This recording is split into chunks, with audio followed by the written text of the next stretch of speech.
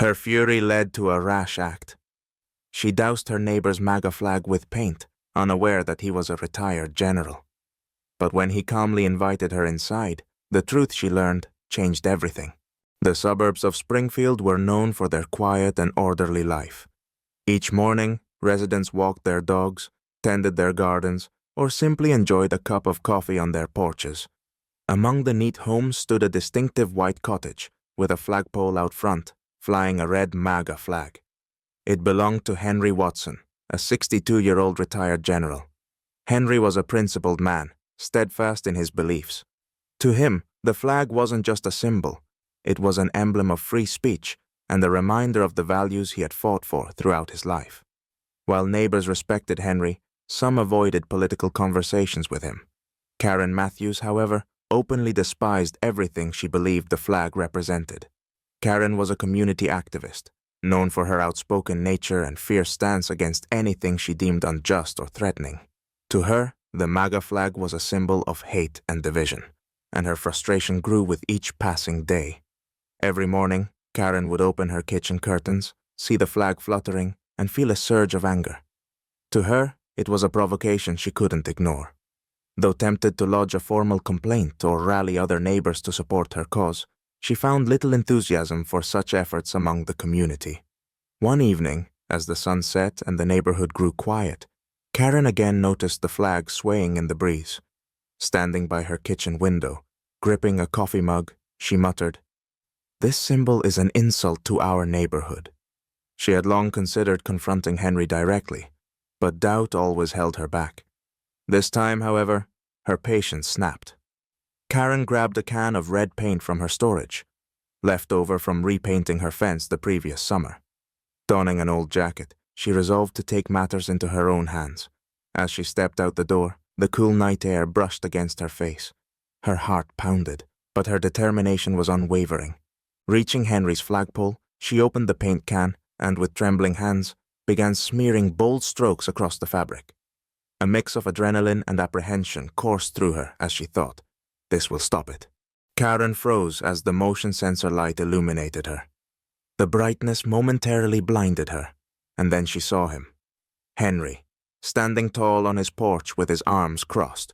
His face was stern, etched with calm authority. "Karen," he said, his deep voice steady. "What are you doing?" Her breathing quickened as she tried to maintain her composure. "This flag, it's ruining our neighborhood," she replied, clutching the paintbrush. "I decided it's better this way." Henry stepped closer, his gaze firm but not angry. "You think that's your decision to make? That you have the right to destroy something that doesn't belong to you?" Karen flushed, her indignation faltering under the weight of his words. I just want everyone to feel comfortable," she stammered, her voice less assured. Henry sighed, motioning toward his front door. "Come inside," he said. "If you really want to understand what this flag means to me, I'll explain it." Hesitant, Karen looked around, hoping for support or justification. But the street remained silent. Lowering the paintbrush, she set the can on the ground and nodded reluctantly. Henry stepped aside, letting her enter. Henry's living room was warm and inviting, bathed in the soft glow of table lamps. The decor was simple, but meaningful. Dark wood furniture, faded armchairs, and shelves filled with books and mementos.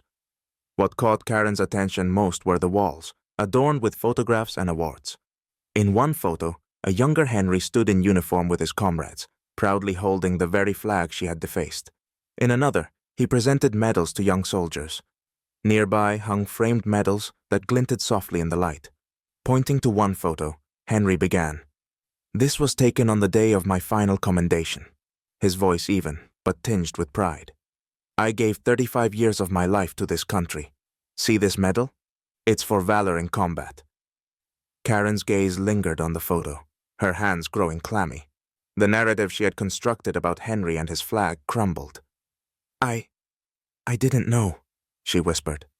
Henry nodded and gestured to another picture, showing him with a group of soldiers. "This is my unit. We went through hell together. Many of them didn't come back. That flag was with us during the toughest times. For me, it's not just a symbol. It's a memory of friends lost, of the freedom we fought for. Karen's chest tightened as her perspective shifted. She tried to speak, but words failed her. Henry's tone softened, but his message was firm. I understand why you feel strongly about this flag. Many do. But for me, it's not political. It's about pride in the sacrifices we made. Everyone sees things differently, but it's important to remember that every symbol has its story. Tears welled in Karen's eyes. I'm sorry, she said, her voice trembling. I shouldn't have acted without understanding what it meant to you. Henry sighed, his expression softening further. We all make mistakes, but instead of tearing down what we don't understand, we should try to learn its history. That's how we move forward. The following morning, Karen stood outside Henry's home with a bucket of warm water and a sponge. Determined to right her wrong, she began scrubbing the paint off the flag. Her hands trembled as red streaks stained the water, but she pressed on. From his porch, Henry watched silently, his face a mix of relief and respect. Karen's resolve to make amends spoke louder than words. When she finished, she looked at the clean flag, its red hue vivid against the clear sky. Turning to Henry, she said, I'm sorry for what I did and for judging you without understanding. I'll do better. Henry nodded, his voice calm and sincere. It takes courage to admit when we're wrong, and even more to make it right. I appreciate what you've done today. That evening, Henry and Karen organized a neighborhood gathering to share their story. Neighbors sat on Henry's lawn, listening to his account of the flag's significance and Karen's realization. Their conversation inspired others to share their perspectives, fostering understanding and unity. By the end of the evening, the once divided community felt closer than ever, proof that dialogue and respect could bridge any divide.